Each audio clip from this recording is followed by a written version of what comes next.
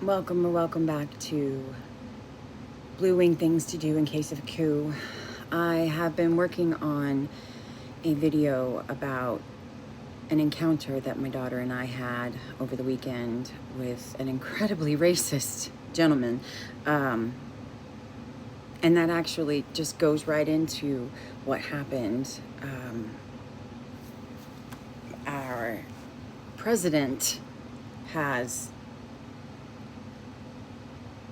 changed, a recent change by the Trump administration. The federal government no longer explicitly prohibits contractors from having segregated restaurants, waiting rooms, and drinking fountains.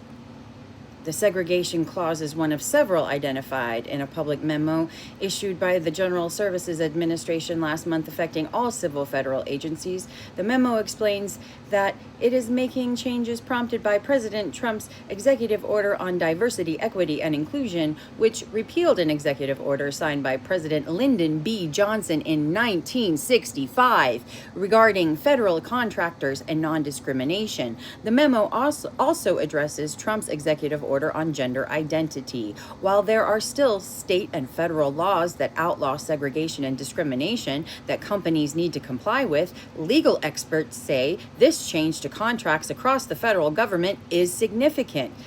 It's symbolic, but it's incredibly meaningful in its symbolism, says Melissa Murray, a constitutional law professor at NYU.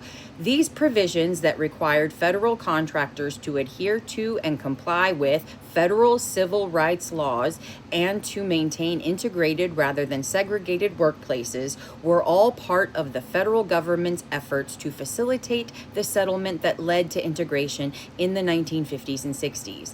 The fact that they are now excluding those provisions from the requirements for federal contractors, I think, speaks volumes.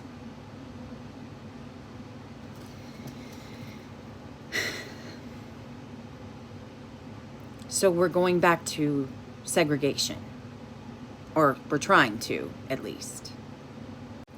I have so much more to say about this, but I'm just going to leave this here for a little bit.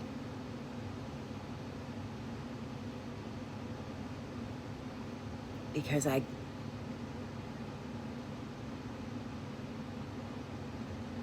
just can't right now.